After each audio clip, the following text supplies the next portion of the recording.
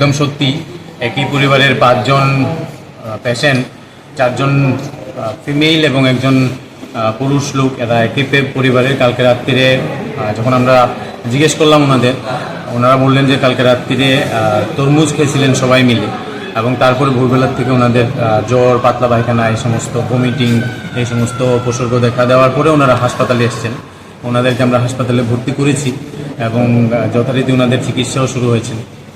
সবাই এই মুহূর্তে ভালো আছেন, স্টেবল আছেন, চিন্তার কিছু নেই। তবে আমি আপনাদের মাধ্যমে সবার কাছে রিকোয়েস্ট করব, আমাদের এই সাব ডিভিশনের যারাই আছেন, যখনই দোকান থেকে কোনো জিনিসপত্র কিনবেন একটু দেখে নেবেন, একটু যাচাই করে নেবেন।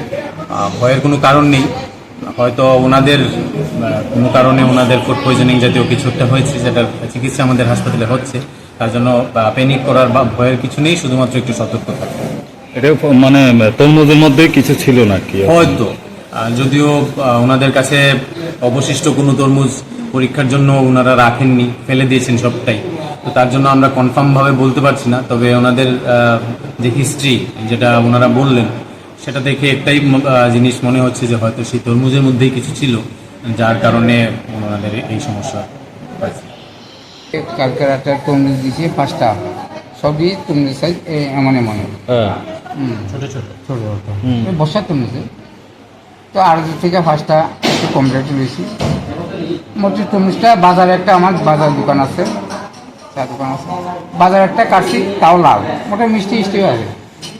আচ্ছা, তো আরও 2 কাস্টমারের 2টা নিচে গা, আমি আনছি 4টা, 2 কাস্টমারের 2টা নিচে গা, 4টা আপনি আনছেন, আমি 4টা নিচে।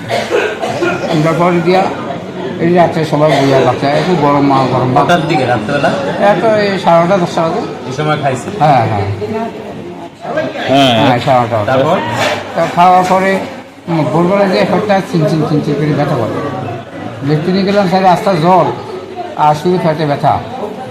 হ্যাঁ, শুধু ফ্যাটে ব্যথা, কয়বার হয়েছে পায়খানা? পায়খানা 7 থেকে 5 বার। বমিও হয়েছে সঙ্গে? বমি, হ্যাঁ সঙ্গে বমি, কতবার বমি হয়েছে? বমি সে 3 বার।